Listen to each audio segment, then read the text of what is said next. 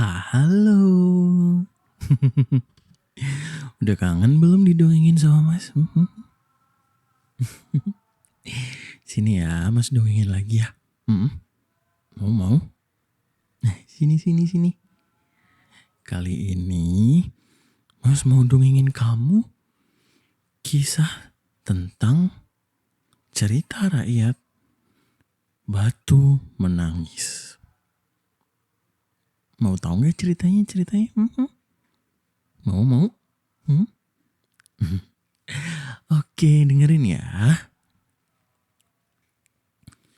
Pada zaman dahulu kala, di sebuah desa kecil yang terletak di kaki bukit, wilayah Bukit Kelam, hiduplah seorang janda tua bersama anak perempuan satu-satunya. Sang ibu hanyalah seorang perempuan sederhana. Suaminya telah lama meninggal dunia. Dan sejak saat itu, ia harus bekerja keras seorang diri. Setiap hari, ia pergi ke ladang, memikul kayu, dan melakukan apa saja demi bisa mengais rezeki dan membesarkan anaknya. Anaknya, seorang gadis muda, memiliki paras yang sangat cantik. Kulitnya halus, rambutnya panjang, dan sering membuat orang terpesona.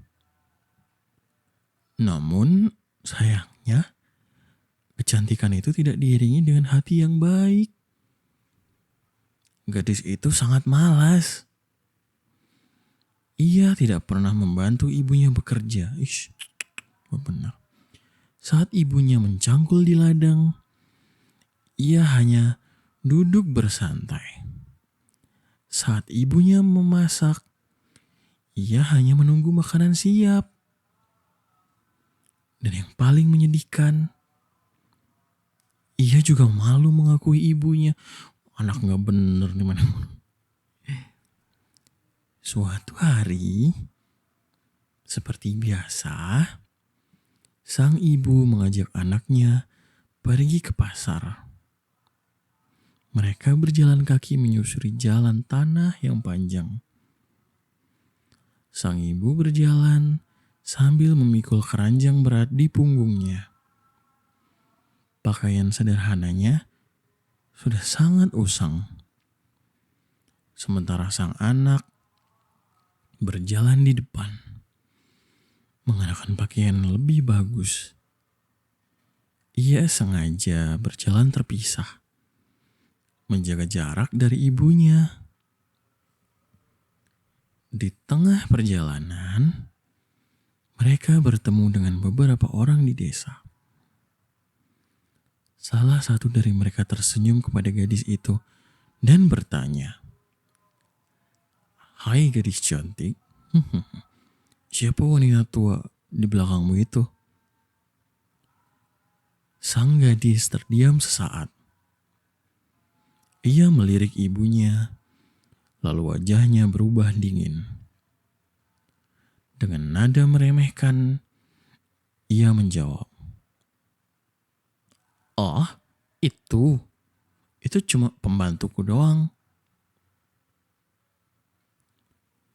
Jawaban itu terdengar jelas. Sang ibu mendengarnya. Hatinya terasa seperti ditusuk. Namun ia hanya diam. Ia tidak marah. Ia tidak menegur.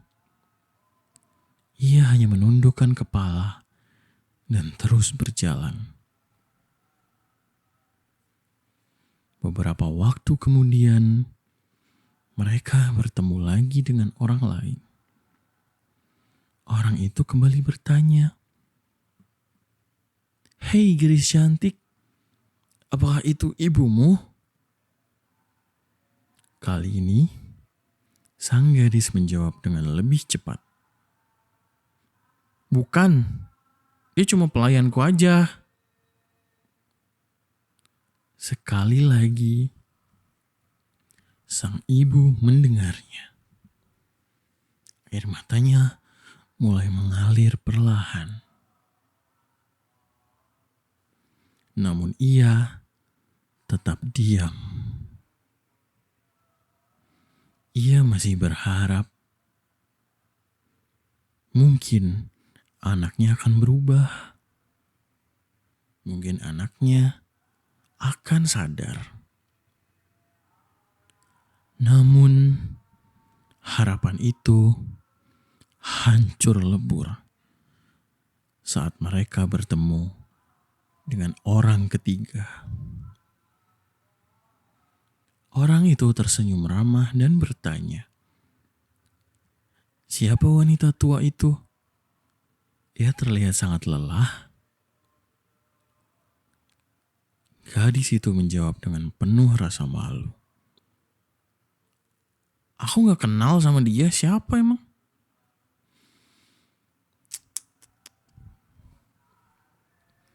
Kalimat itu benar-benar menghancurkan hati sang ibu. Bukan hanya dipanggil pembantu, bukan hanya dipanggil pelayan. Kini, ia bahkan tidak diakui sama sekali. Seolah-olah ia bukan siapa-siapa. Sang ibu pun berhenti berjalan. Tubuhnya bergetar.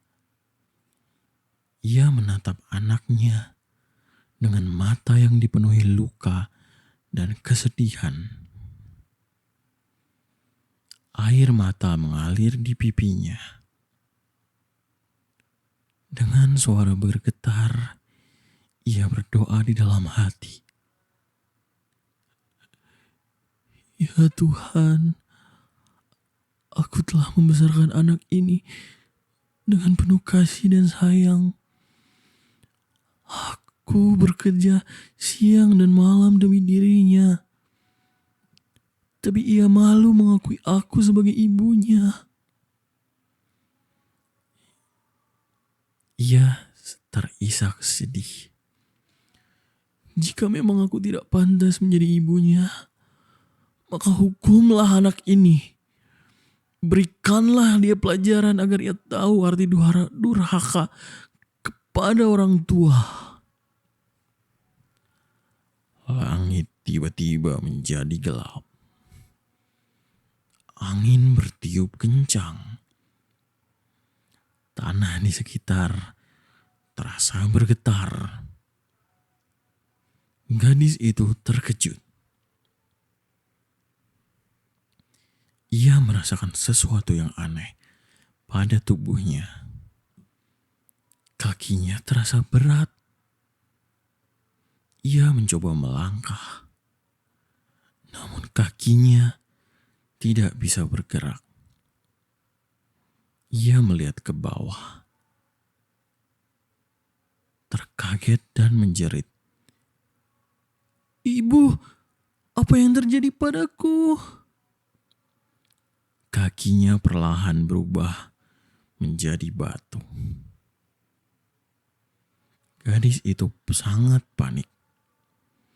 Ia mencoba berlari, mencoba bergerak, namun perubahan itu terus terlanjut. Dari kaki ke tubuh hingga ke dada. Air mata mulai mengalir di wajahnya. Untuk pertama kalinya, ia merasa takut. "Ibu, tolong aku.